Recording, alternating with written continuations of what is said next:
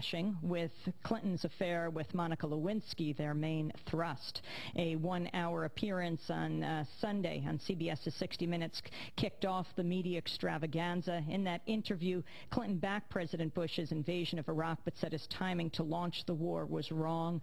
The interview was promoted for days with an excerpt about Monica Lewinsky. The program was watched by more than 15 million viewers, and it went smoothly. Unlike what happened with the BBC television interview that will air tonight, President Clinton reportedly loses his temper with host David Dimbleby when he's repeatedly quizzed about his affair with Monica Lewinsky. Clinton's outrage at the line of questioning is being billed as the first time the former president's been seen publicly losing his temper in an interview. But it did happen before. 4 years ago, an interview for Democracy Now! Well, for a little background, let me read from my book, The Exception to the Rulers, which I wrote with my brother, journalist David Goodman. The chapter is called Not on Bended Knee. On Election Day 2000, I was in the Democracy Now! Office at WBAI on Wall Street when I received a call minutes before going on the air at 9 a.m. The caller said, "Hello, I'm calling from White House Communications." Things get very frantic moments before broadcasting. We get a fair number of unusual calls. White Horse?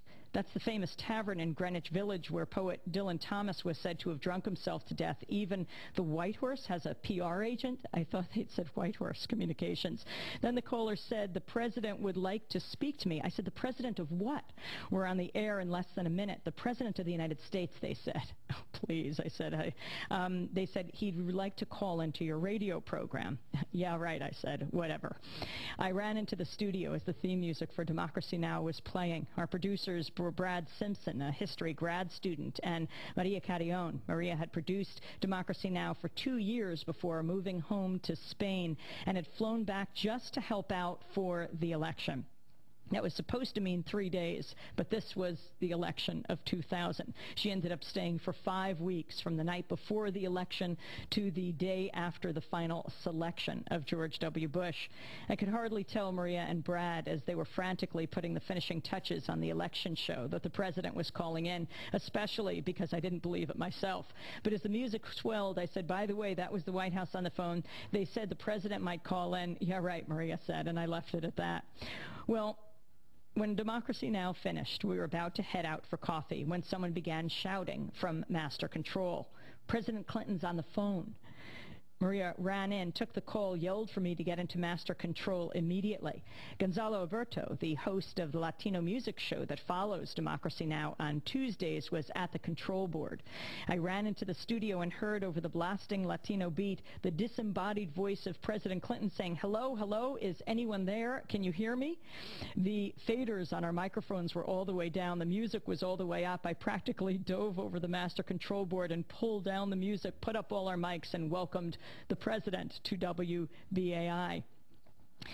The Washington Post later wrote of the encounter, "For Clinton, it was supposed to be 2 minutes of get-out-the-vote happy talk with a progressive radio show and then gotta go."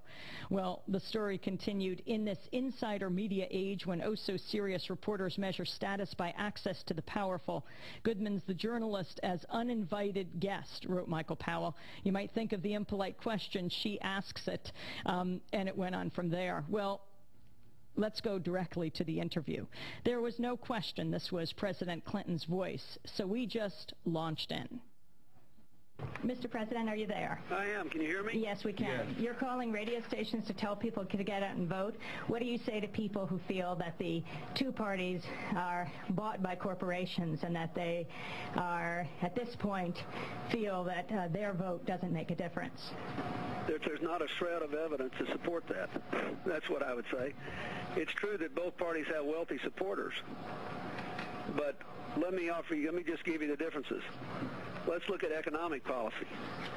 First of all, if you look at the last 8 years, look where America was 8 years ago and look where it is today. We have the strongest economy in history, and for the first time in 30 years, the incomes of average people and lower-income working people have gone up 15% after inflation. The lowest minority unemployment ever recorded, the highest minority home ownership, the highest minority business ownership in history. That's our record.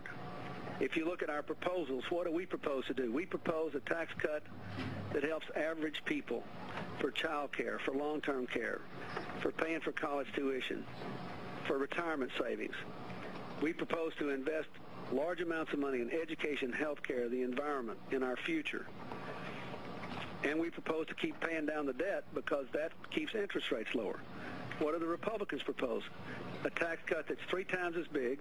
Most of it goes to very wealthy people. The top 1% of the people get as much money as they would spend on health care, education, and the environment combined. They propose to privatize Social Security, and if you add the two things together, we'll be back in deficits, which means the economy will go downhill and interest rates will be higher for ordinary people. President Clinton. So, look, that's just one example. You asked the question. There's not.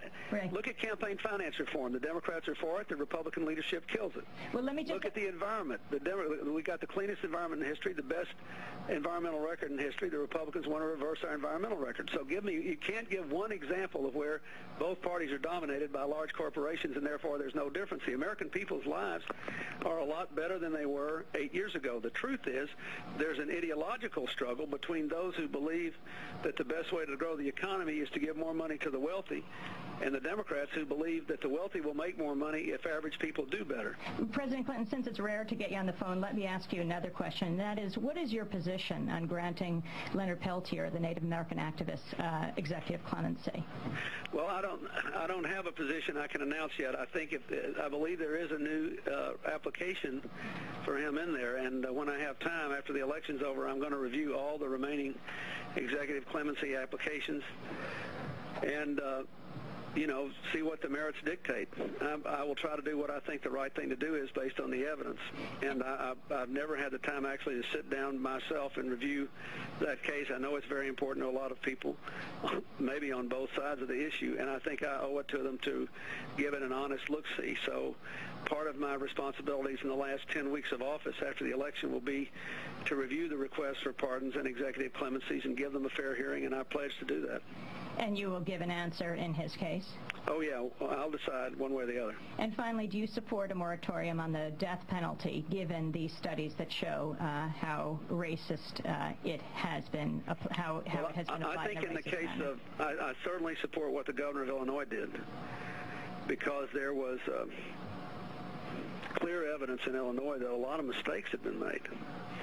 In the case of the federal government, I have asked the Attorney General to conduct a comprehensive review and to let me and to report back to us on the racial disparities and on any question of guilt, on adequate assistance of counsel, on all those things to determine whether there should be a moratorium. And I haven't gotten her findings yet. Now, so far, the only 2 cases which have come up have been deferred while we do this study, and so when that comes in, and if it comes in while I'm still in office, then I'll make a judgment, and if it doesn't, I think that the next president, I would hope, would make the same decision based on the merits, based on what the evidence shows. The disturbing thing to me is that there's not only an apparent racial disparity on death row, but also in the federal government, but also way over half the cases come from a relatively small number of the U.S. attorney's offices, which is, it's disturbing. But again, let me just say this. If you're concerned about that, that's a good reason to vote for Al Gore and Joe Lieberman and Hillary for the Senate, and for the people in New Jersey who can hear you for John Corzine, because we know the Democrats care about these issues, and we know they're not very important to the Republicans. And so that's another example of another reason you ought to vote for the Democrats. Gore supports the death penalty. He does, but... And Lieberman.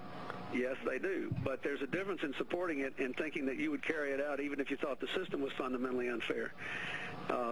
His opponent... But the studies show that it is. But the studies are not complete, because the studies have to...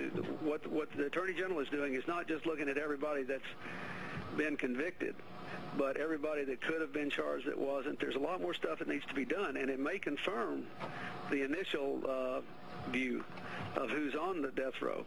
But I think what you ought to look at that as compared with Texas, for example, where there was evidence that lawyers falling asleep in their trials were not enough to deter Texas from continuing to carry out the death penalty, which I thought was unacceptable. And so I think that